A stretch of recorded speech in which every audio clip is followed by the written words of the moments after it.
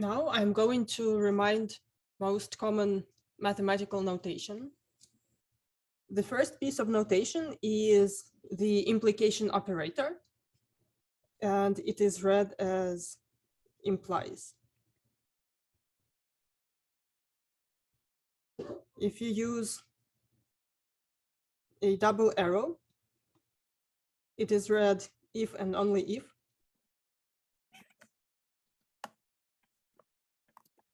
And furthermore, there are also quantifiers.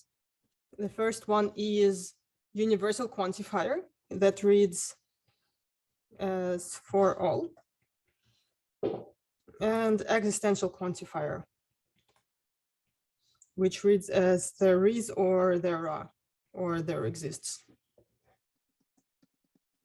I already mentioned in the previous section that for a set we can define a subset of X. Let me now write it down. So we say that Y is a subset of X, denoted as Y inclusion X, when for all elements of Y, they are also elements of X. And as we considered an example here, when we consider the power set, we notice that for any set, the empty set and the set itself are always subsets. And we say that Y is a proper subset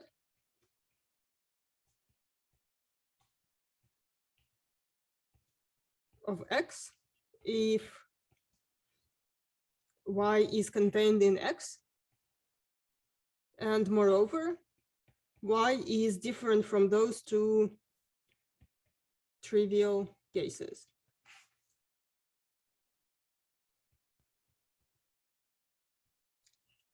So here is an example which also introduces notation for various sets of numbers. So as I said, N is the set of natural numbers that includes 0.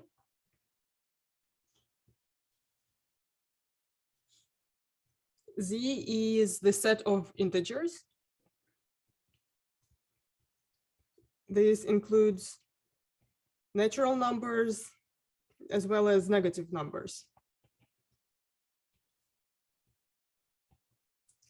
Q is the set of rational numbers. So the numbers that we can write as fractions.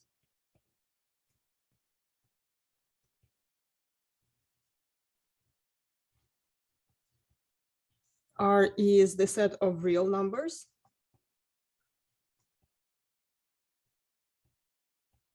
And C is the set of complex numbers.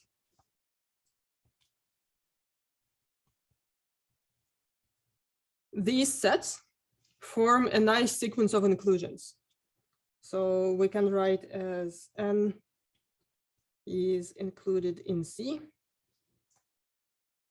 included in Q, which is inside R, and R is contained in C.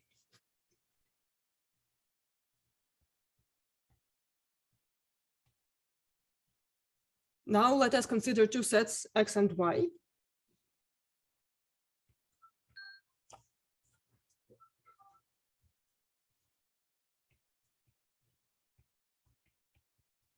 And for them, we can define the following constructions.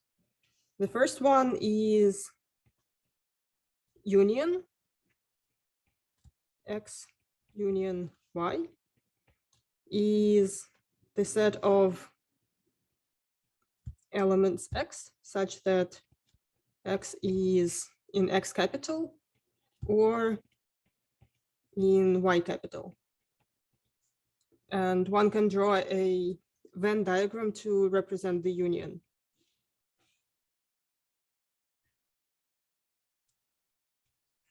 So the union of X and Y will be this whole shaded region.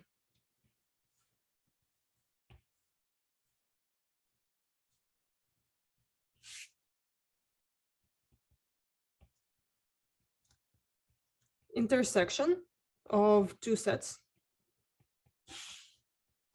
denoted by this cap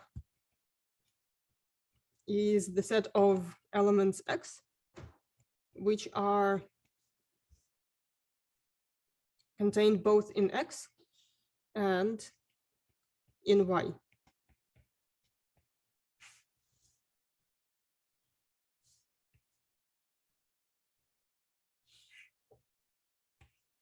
In this situation, the picture looks a bit smaller. The intersection is just this double shaded region.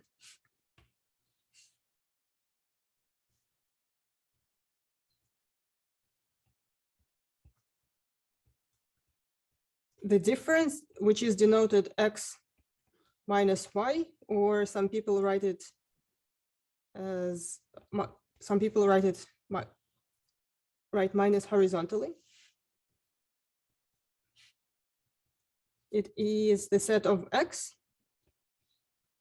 inside X, such that X is not an element of Y.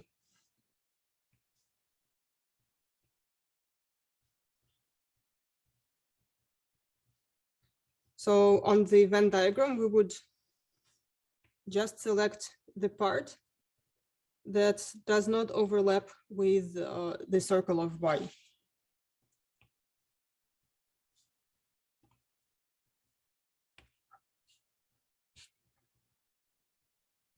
Now a slightly more involved construction. This is called Cartesian product or direct product.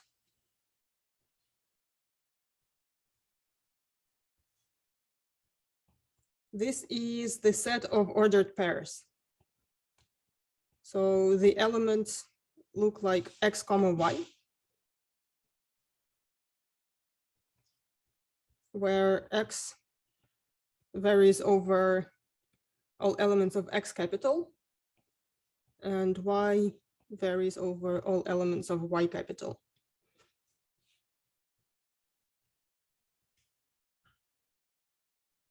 And finally, the power set construction.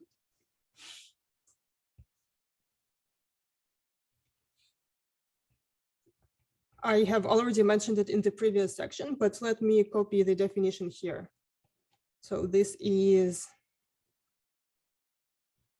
the set of Z such that Z is a subset of X.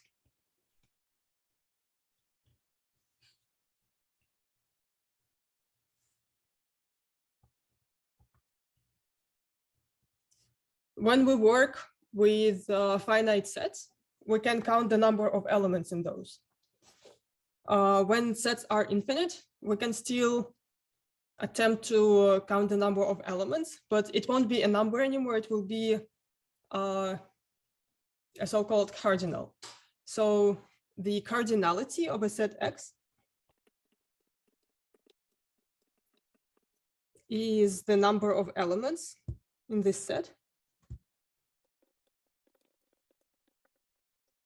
And we denote it by vertical lines. When X is not a finite set, we can simply write that the cardinality of X is equal to infinity. So here is a nice exercise to show that if X is a finite set, of cardinality n, then the cardinality of the power set of x is equal to 2 to the power n.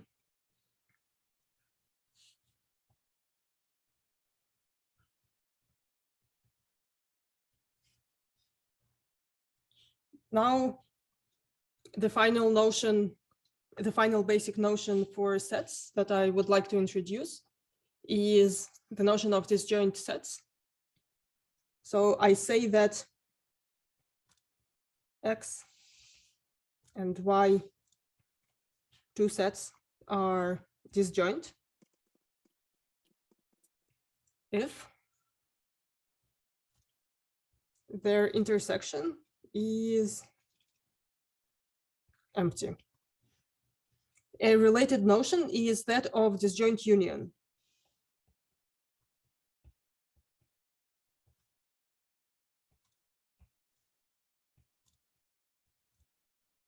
It is denoted by this square cup. And it is used when we want to take the union of two sets with multiplicities, even when they contain even when they may contain same elements. So this will be the set of x, where x is in x, and the set of y prime, where y varies over elements of y capital. So this y prime is a method to distinguish y from x whenever they may coincide.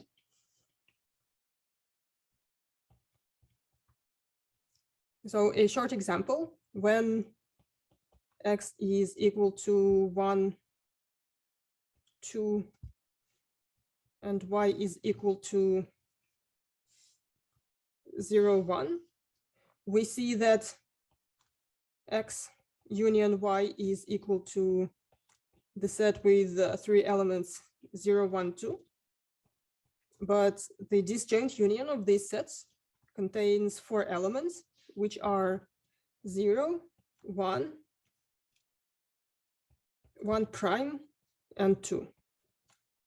And we could also put a prime near 0.